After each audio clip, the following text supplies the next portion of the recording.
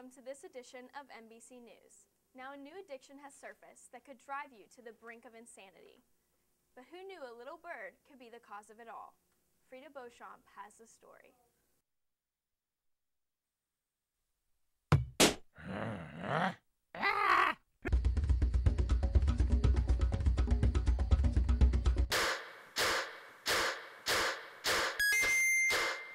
Flappy Bird. The new addicting yet infuriating game is very popular, a game where you simply tap the screen to fly while trying to avoid running into a series of pipes to get 4 medals: bronze, silver, gold, or platinum. What seems so easy is yet so difficult. Sophomore Tyler Sponsellar explains how he started and how it looks easy but very challenging. I heard from Jake Liddick first in my second bell, and at first when I saw the game, I didn't really think much of it. I thought it was kind of stupid. Then I downloaded it and really started to like it. The game, it appears very easy, so when like you die and it just doesn't look like that hard of a game. And also, since I have so high of a score, it's been really challenging to beat that. So. As you can see, Flappy Bird has you sweating at the palm of your hand and sitting at the edge of your seat just to get 4 medals or just to improve your score.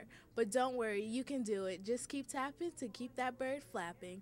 I'm Frita Beauchamp, MBC News. The Mason Symphony Orchestra is taking their talents to a new level, preparing to compete in front of some of the top conductors in the country at a national competition. Hira Qureshi has a story.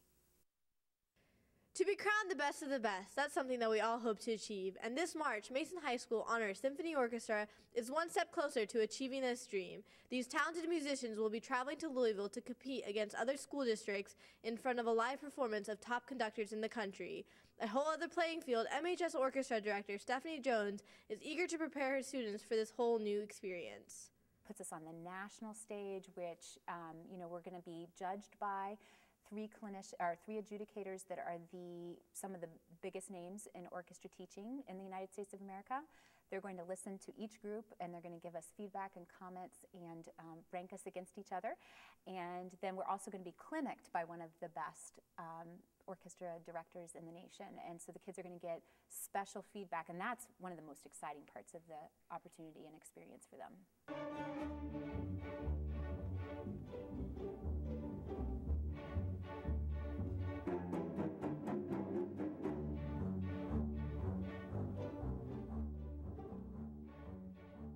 Among the select group of students, MHS senior James Probel is excited about the challenge that this competition will bring.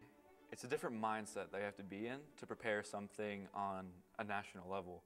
As compared to something just played in class, you have to add a completely different style and get ready for a big competition.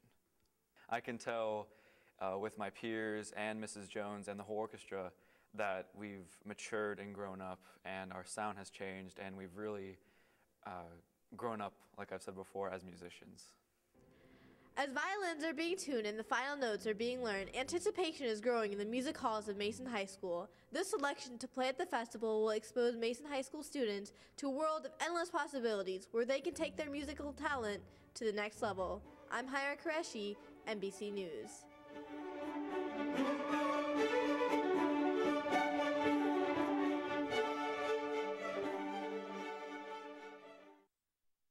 Now, this next story can get a bit graphic, so don't say I didn't warn you. But since I did, you're probably going to watch it anyways. Here's Fernanda Hurtada with the story. Think back to elementary school, taking field trips to the zoo, the aquarium, and even a museum. Now, fast forward to high school, where the field trips are a little more hands-on. The Honors Anatomy and Physiology class takes an annual field trip to Beacon Orthopaedics to perform a cadaver dissection.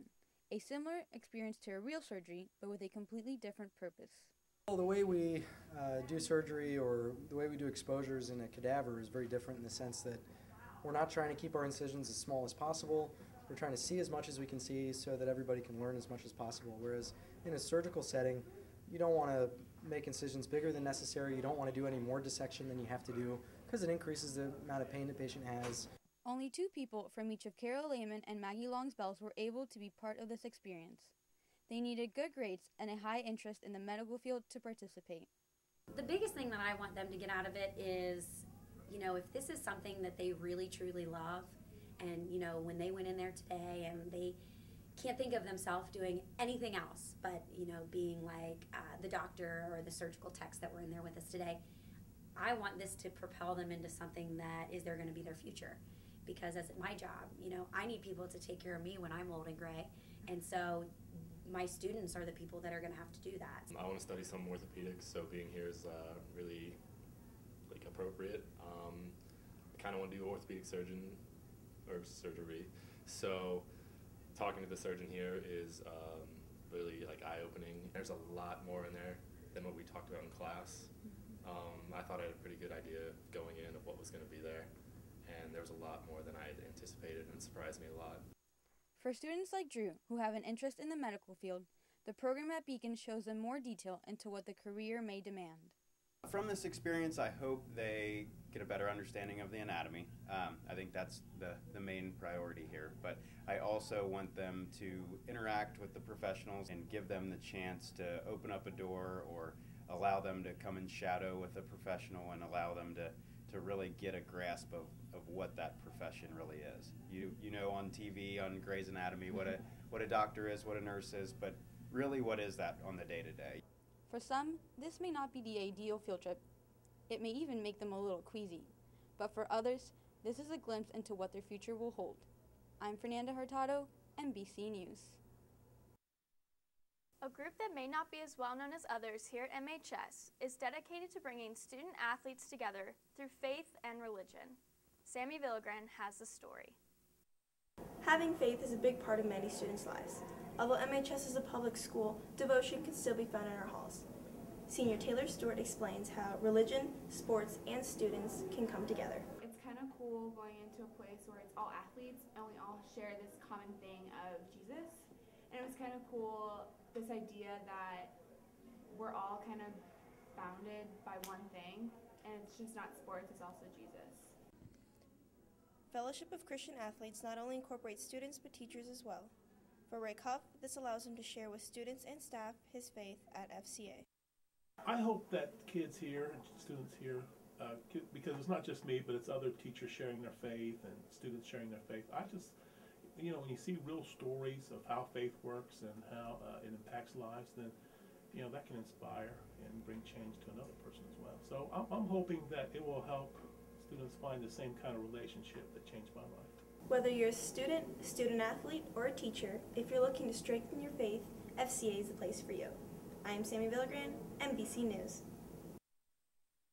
A trend that's loved and hated by many doesn't seem to be leaving social media, Instagram in particular. And whether you post them or not, selfies are taking over. Here's Hannah Maxwell with the story. In the past couple years, a new word has been discovered and used on a day-to-day basis, selfie. It has even become an official word in the Oxford Dictionary because of its common use and huge popularity. Senior Selfie Extraordinaires Carly Kane and Logan Peele enjoy showing their personality through the pictures they post on social media. My favorite part is feeling confident, really feeling good about myself, putting myself out there, and just seeing what people say, especially I like taking selfies a lot when something's new about me, like my new hair. I just dyed a week ago, and I love seeing what people like better, like my blonde or my brown or really dark. I'll have pictures of me and my friends, and I'll have pictures of me, but they're like the rare occasion of me putting a picture of just outside is very rare. You just get confident in yourself, and you want to like show people that you're confident in like who you're becoming, and like you don't want to hide that anymore, like when you did when you were awkward. I like to make mine different, I guess, to like stand out, even though that sounds weird. Like some people just take like super basic selfies and like they all look the same, but I don't know. I like to like stand out. Whether you take them to feel good about yourself or because it's the latest trend, selfies are taking over social media. If you don't take them now, you might find yourself taking them in the near future. I'm Hannah Maxwell, MBC News. Selfie!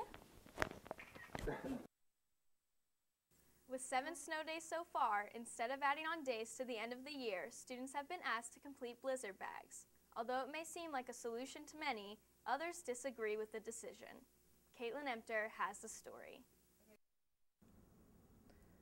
With one of the worst winters since the blizzard of 1978, Ohio educators have been faced with the problem of putting kids through school without putting them in danger. And I'm sure you've been feeling the stress of it in your homework load and your blizzard bag work. But recently put to vote in the state legislature was the possible addition of 4 calamity days.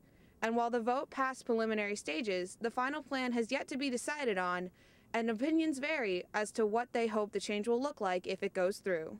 Ideally, personally, as an educator, I would hope that they wouldn't just give us days that we're allowed to miss more school, that the learning would still have to follow that, because we would get further behind in the learning. Mrs. Sicking, retiring after this year, is basing her opinion on what she's seen happen in the past.